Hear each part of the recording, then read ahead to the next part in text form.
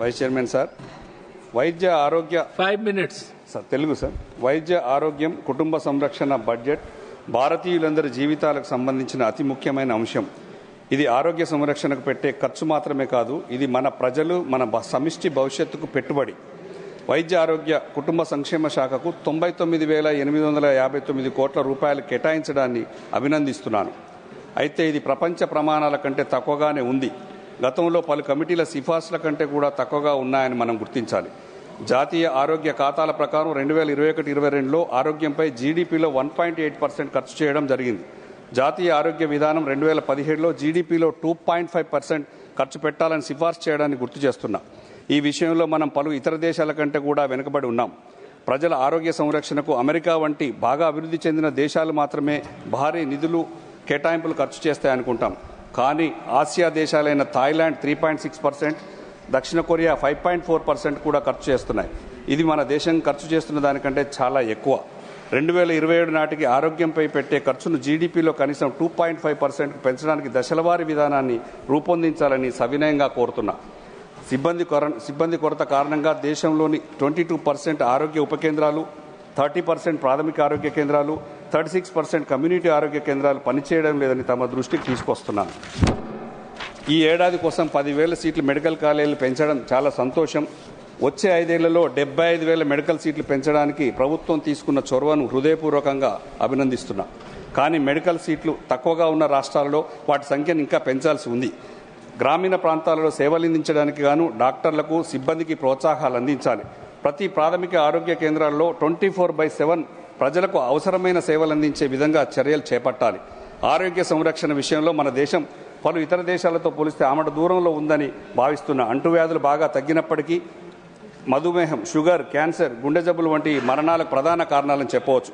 అయినప్పటికీ national health machine నిధులలో 3% మాత్రమే వీటికి మళ్లింపబడుతున్నాయి.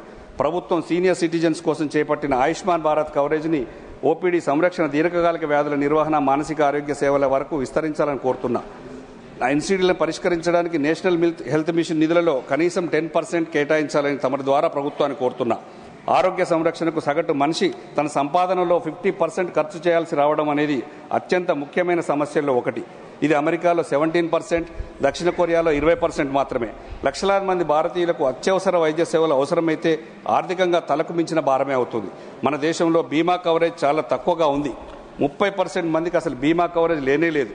పరిశోధనల కోసం ఆరోగ్య శాఖకు 3,901 కోట్ల రూపాయలు కేటాయించడం జరిగింది. గత ఏడాదితో పోలిస్తే 15% పెరిగింది. ఇది ఒక సానుకూల అంశం. అయితే పరిశోధనల కోసం తమ జీడీపీ అమెరికా 0.65%, ఇంగ్లాండ్ 0.44%తో పోల్చినట్టయితే భారతదేశం 0.2% మాత్రమే ఖర్చు చేస్తున్నాం. నేను మరింత బలమైన ఆరోగ్యవంతమైన దేశ నిర్మాణం కోసం బీమా విస్తృతం చేయడం, వైద్యారోగ్య రంగంలో మౌలిక సదుపాయాల కల్పన మరింత వేగంగా పెంచడం, బలోపేతం చేయాల్సిన ప్రభుత్వాన్ని సవినయంగా కోరుతున్నాను.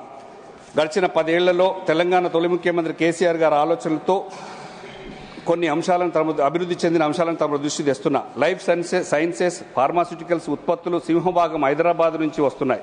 హైదరాబాద్ సమీపాన షామీర్పేట వద్ద జినోమ్ వ్యాలీలో పెద్ద సంఖ్యలో ఈ కంపెనీలు ఉన్నాయి.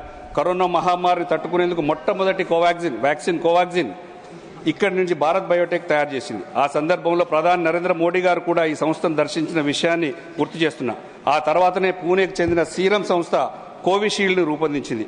దేశంలోని 1/3 ఫార్మా ఉత్పత్తులు హైదరాబాద్ నుంచి వస్తున్నాయి. మన దేశం నుంచి విదేశాలకు ఎగుమతి అయ్యే ఉత్పత్తులు 1/5% హైదరాబాద్లోనే తయారవుతున్నాయి. 2023-24లో 36,980 కోట్ల రూపాయల ఉత్పత్తులు ఎగుమతి చేసింది.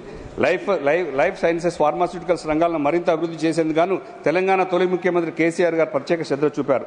ఇందుకు గాను శంషాబాద్ విమానాశ్రయాన్ని పరిసర ప్రాంతాల్లో ఉన్నటువంటి ముచ్చర్లలో 33,000 ఎకరాల భూమిని సేకరించి ఇంటర్నేషనల్ స్టాండర్డ్తో మంచి ఫార్మాసిటీని నెలకొల్పేందుకు మన సహచర ఎంపీ పార్థసారథి రెడ్డి గారు డాక్టర్ వారి ఆధ్వర్యంలో ఇతర దేశాల్లో మంచిగా సర్వే చేపించి తీసుకొచ్చి అద్భుతమైన ఫార్మా రంగాన్ని కట్టడానికి కోసం తయారు చేస్తే దాన్ని కాంగ్రెస్ పాలకులు పక్కకు పెట్టి ఫ్యూచర్ సిటీ పేరుతో ఫార్మా రంగాన్ని ఆపడం చాలా తీవ్ర అన్యాయం.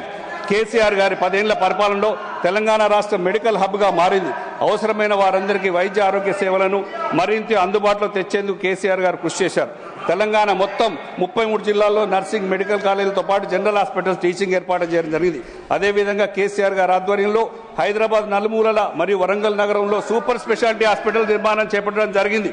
ప్రాథమిక ఉప ఆరోగ్య కేంద్రంలో పెద్ద ఎత్తున మౌలిక సదుపాయాలు కల్పించారు. కిడ్నీ సంబంధిత వ్యాధులతో బాధపడుతున్న వారికి సేవలు అందించేందుకు జిల్లా కేంద్రాల్లో పాటు పలు పట్టణాల్లో కూడా డయాలసిస్ కేంద్రాలు ఏర్పాటు చేయడం జరిగింది. 1 మినిట్ సార్. ప్రసూతి మహిళలకు శిశు సహాయకులతో పాటు అమ్మఒడి వాహనాల ద్వారా కూడా క్షేమంగా వారి ఇళ్లకు చేర్చడం జరిగింది. అలాగే తల్లి బిడ్డల సంరక్షణకు